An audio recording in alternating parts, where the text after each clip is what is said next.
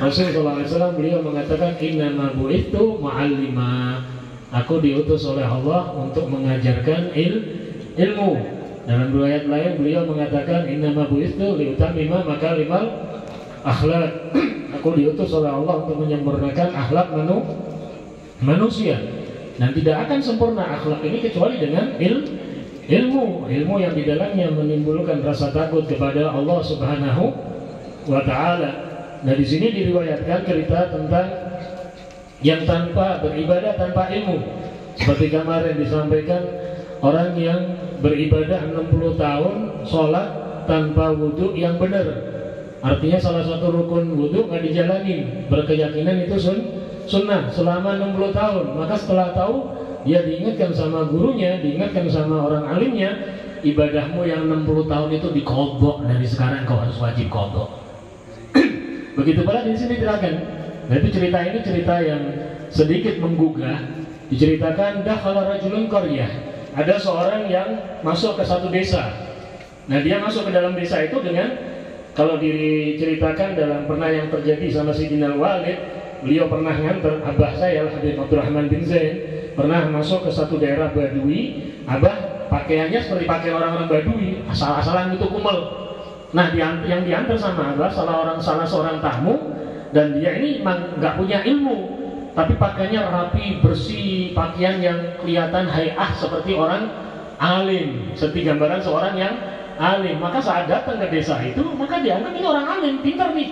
Nah, ini satu orang yang masuk ke desa itu dengan gambaran seperti orang alim. Maka waktu desa itu masuk, nah di desa itu ada yang meninggal. Maka orang itu karena dianggap orang alim, diminta tolong mandiin nih jenazah, mandikan jenazah. Nah, akhirnya orang itu memang wa kana la ya'rifu kayfiyatal ghusl mayyit, dan orang itu nggak tahu cara mandikan jenazah. Falamma ghussalahu faqadal mayyit wa dakhala majrul ma. Saat mandikan jenazah ini, dan di dekatnya itu kayak kali yang airnya deras, maka saat mandikan mungkin nggak tahu cara mandikan, dia sendirian nggak ada yang bantu, mayitnya ini jatuh ke situ kali dan ke bawah intir. Wanasu yang tadi luna, nah wong ngenteni kabeh fil kharij, nunggu di luar. Walam fatahul bab, maka saat dia kan bingung nih, apa sih mereka omong gini? Dia nggak tahu, tapi dia ngomong salah. Akhirnya apa? Dia keluar buka pintu ngomong, mayit mau niku rakone sedulurin jenengan itu wali, termasuk wali ini Gusti Allah, nganti mayitnya digawa ning langit.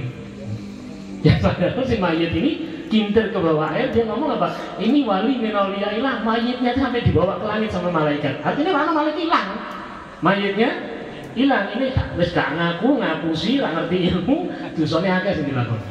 Artinya apa? Terkadang orang tanpa ilmu akhirnya tidak membuat amalnya berpahala, malah iso dadi dosa. Makanya ilmu ini untuk menjadikan kita makin baik, bukan untuk bergaya, bukan untuk makin sombong, enggak, makin untuk tawadhu, ngerti akeh kurangnya. Makanya tidak salah kan sampai ada ucapan, belajarlah ilmu sampai engkau merasa bodoh. Jangan sekali-kali belajar ilmu sampai engkau merasa pintar.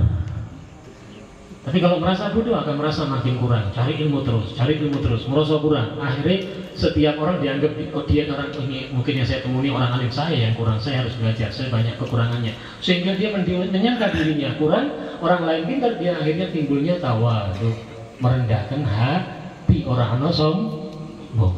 Tapi kalau dia belajar ilmu merasa pintar, dia anggap dia yang pintar, lainnya enggak pintar. Yang lihat orang sholat mungkin beda caranya, kelihatan beda dikit. Iki gak ngerti ilmu iki. Kok sholat caranya kayak ngono ngawur, gak ngerti caranya sholat iki. Ini caranya sholat terima di Gusti Allah tekan ndi. Wong goblok sholat kayak ngene iki. Akhirnya dia bawa sifat syaitan. Makanya kita mohon kepada Allah, semoga Allah menyelamatkan kita, amin ya rabbal